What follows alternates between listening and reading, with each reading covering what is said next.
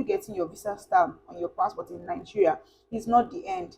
The questions you're going to be asked at the port of entry before you get your study permit is the final step. Hi guys, welcome and welcome back to my YouTube channel. Nade here.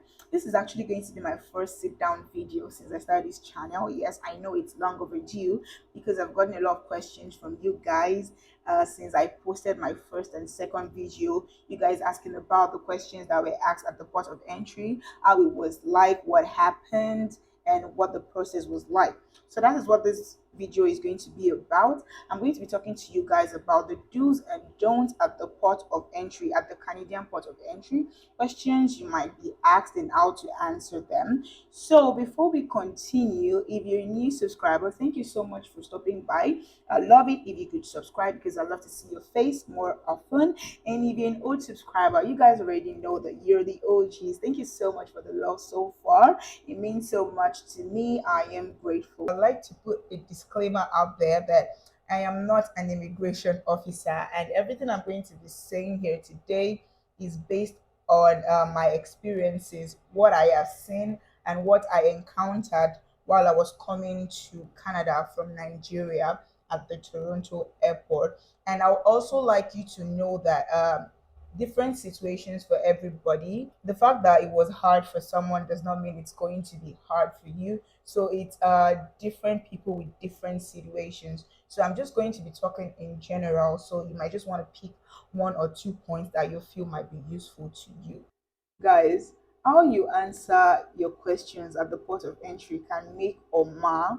It can determine if you're going to be let into Canada or if you're going to be sent back to your home country. As it was stated in the approval letter that comes with your passport, that the CBSA officer, that is the immigration officer, has the final say. They have the right to let you into Canada or send you back to your home country if they notice anything fishy. So you want to be careful how you answer your questions, the way you answer questions to what you're asked, and the things you say. So to have an idea or an insight of the questions you might get asked, you might want to watch this video to the end. So guys, the first thing I'm going to be talking about is fear. Yes, I noticed that this is like a major problem for people that are traveling or people that want to relocate or migrate. Yes, because it happened to me too. My first time traveling, I was so scared. I didn't know what to expect. I didn't know, and I'm not talking about Canada, I'm talking about my first travel experience ever. I was scared that, oh my God, I hope I'm not going to be sent back. I hope I don't encounter any problems. But one thing I've come to understand is if you have all your documents complete and you know your information and you're very, very sure that you did not use any fake documents, or the agents that did your document for you or that arranged your document for you did not use any fake documents, you don't have anything to be worried about. So please, the one thing you need to put aside whenever you want to travel is fear. Second thing I'm going to talk about is whenever you're traveling, please always try to stay cool, calm, and collected. Yes, this is also in relation to fear, because sometimes when you're scared, sometimes you know what you want to say, but the fear is not going to let you. Like, you just find yourself being nervous and you're shaking, and the thing you even know the answer to, the thing you're very, very sure of, before you know it, you're already saying rubbish and you're saying what you're not supposed to say. Now, let me use myself as an example. When I got to Toronto airport, so unfortunately, my husband has been trying to reach me because he has not been able to reach me since I left because there was no Wi-Fi at the Egypt airport. So on getting to Toronto, uh, I did not connect to the Wi-Fi immediately because it was like process by process. So the lines was moving like really fast. So by the time I connected to the Wi-Fi, I was already really, really close to the immigration officers because they already collected my information and everything. And I just checked my phone and I saw that my husband had already texted me, and I got the saddest news ever that my father-in-law passed away.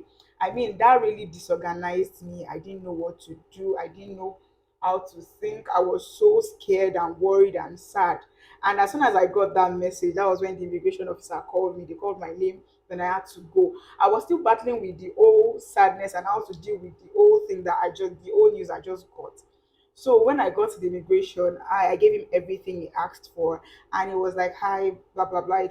He asked me questions. So he asked me a particular question, And because I was still trying to process the news, he asked me a question. I knew that question, obviously, but I was like, what? I could not remember. Yes, because I was not calm, because I was so disorganized, I could not answer. And it was like the simplest question. He asked me, what is the name of my school and what course am I studying? But at that point in time, I was so disorganized, I didn't even know how to answer. And when he asked me that, uh, what school would you be? What's the name of your school? And what's your course of study? I was like, what? He asked me like 4 times. But you know what I did is I tried to stall. So don't try. I didn't let him see that I was scared. He asked me the first time, I was like, what? He asked me the second time, I was like, what? He asked me the third, I was like, I can't hear you. Can you speak louder? And meanwhile, at this time, I was just trying to gather myself together. I was telling myself, Fumi, just calm down. Fumi, just calm down. You deal with this later. You deal with this later. And he asked me the fourth time, I was like, oh, yes, University of Regina. I told him my course of study and blah, blah, blah. I was like, okay. Then he asked me some other questions and it was like, okay, you're welcome to Canada.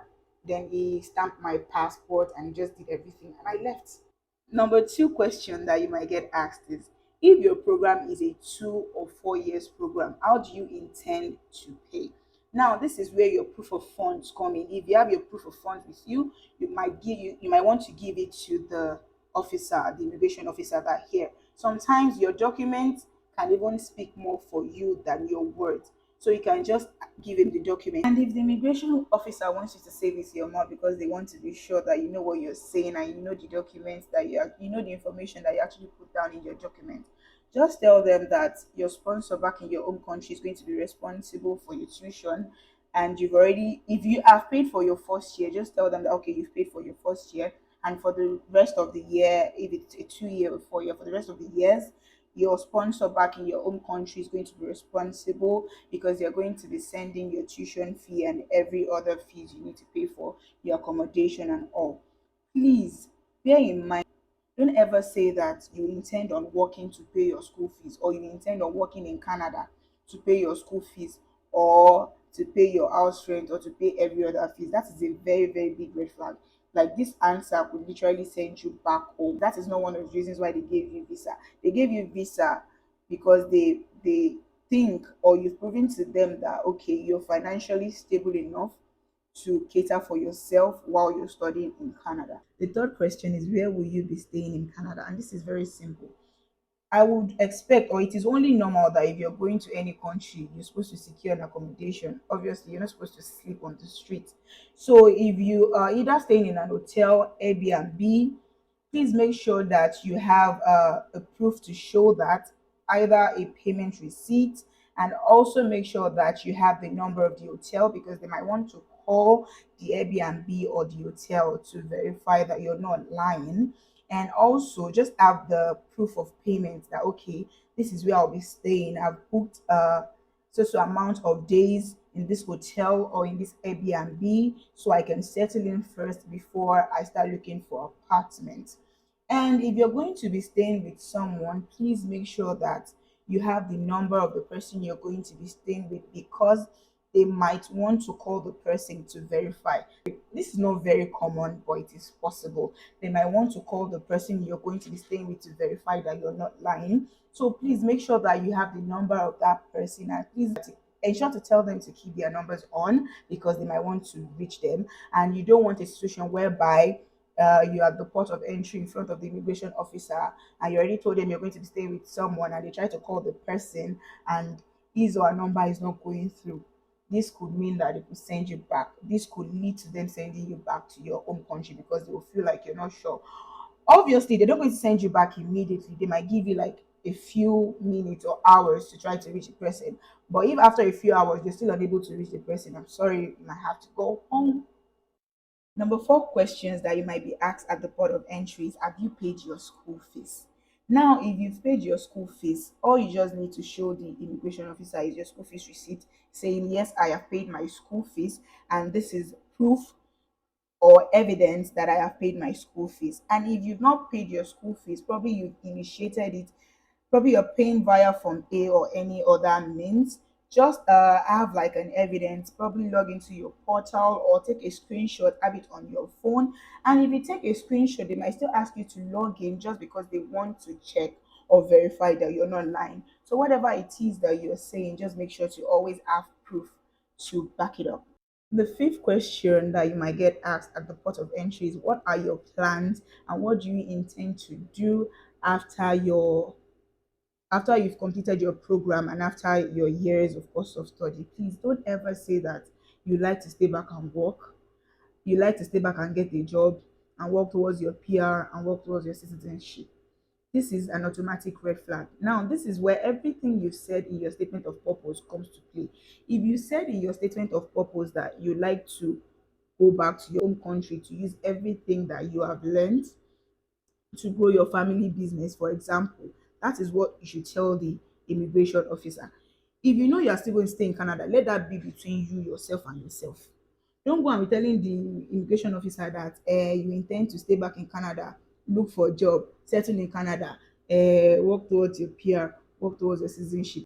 Remember the first rule that always make sure that your answers are short, straight to the point, and precise. So the safest answer to this question is, I intend to go back to my home country to use everything that I've learned. If you say family business, or if you said family business in your SOP, say that I intend to go back to my home country to use everything that I've learned here to help my family business grow.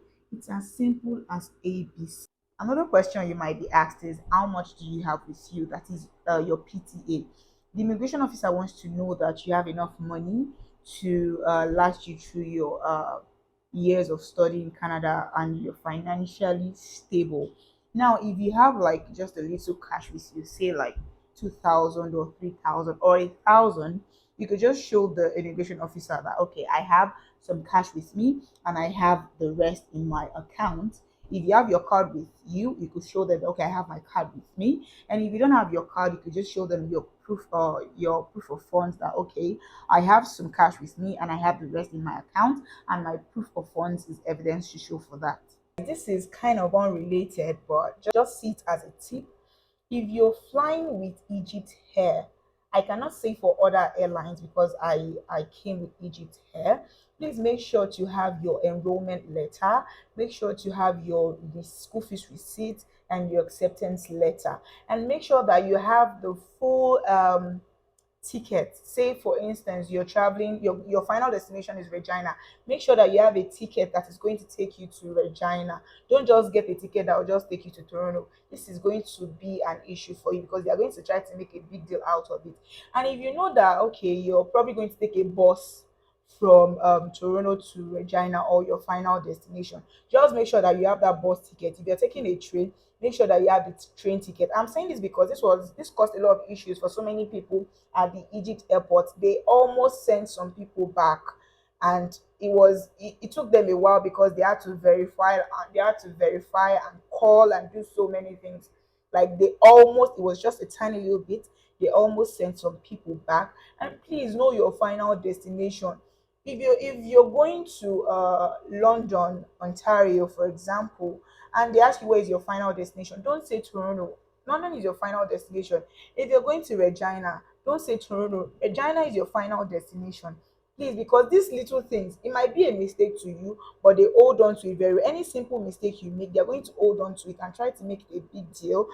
Not because they want to make it a big deal, but because they want to be sure that you're not lying or there's nothing fishy going on. So please make sure, not only at the Canadian port of entry, at the airport to any airline you're taking, they might want to ask this information from you. So please always make sure to have them at hand. So this is going to be the end of this video. I hope that you were able to learn one or two things to help you prepare for the questions you might be asked at the port of entry. Please don't forget to like, comment, and share this video to anyone that you know it might be useful for, or anyone that you know that is coming to Canada soon. See you all in my next video. And don't forget, I love you always. Thank you. Bye.